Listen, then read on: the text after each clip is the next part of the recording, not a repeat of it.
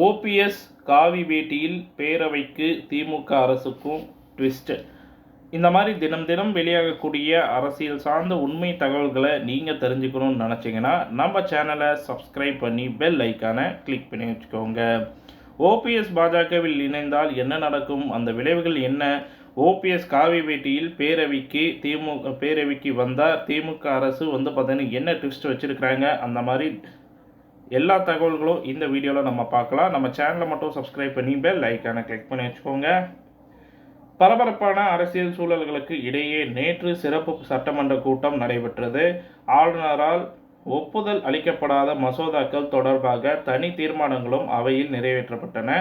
சட்டமன்ற விவகாரம் இப்படி ஒருபுறம் இருக்க, முன்னாள் முதலமைச்சர் ஓபிஎஸ் என்ன முடிவு எடுக்கப் போகிறார் எனும் கேள்வி இருந்து வந்தது. அதிமுக கொடி சின்னம் பயன்படுத்துவது தொடர்பாக வழக்கு நடந்து வருவதால் சட்டமன்றத்திற்கு அவர் என்ன உடை அணிந்து வருவார் எனவும் எதிர்பார்க்கப்படுகிறது.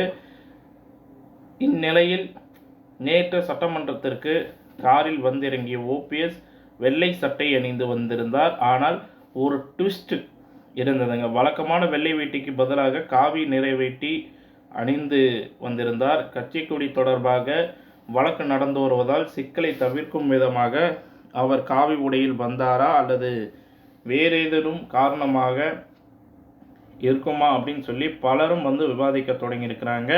அதேபோல் வழக்கமான அதிமுக கொடியையும் தனது காரில் அவர் பயன்படுத்தவில்லை. மாறாக வெள்ளை, சிவப்பு, கருப்பு வண்ணங்களை காரின் முகப்பில் இடம்பெற செய்திருந்தார். மேலும் அவர் உள்ளே நுழைந்தவுடன் ஓபிஎஸ் அவர்கள் அதிமுக பொதுச் செயலாளர் இபிஎஸ் அருகில் அமர்ந்து அவை நடவடிக்கைகளை கவனித்தார். தீர்மானத்துக்கு அதிமுக எதிர்ப்பு தெரிவித்து வெளியேறிய நிலையில் முதலமைச்சர் கொண்டு வந்த தீர்மானத்திற்கு ஓபிஎஸ் ஆதரவு தெரிவித்தார். இத்துடன் இந்த செய்தி தகவல் முடிவடைகிறது. இந்த செய்தி பிடிச்சிருந்தா லைக் பண்ணுங்கள், ஷேர் பண்ணுங்கள், கமெண்ட் பண்ணுங்கள், சப்ஸ்கிரைப் பண்ணி பெல் ஐக்கானை கிளிக் பண்ணி வச்சுக்கோங்க. நன்றி, வணக்கம்.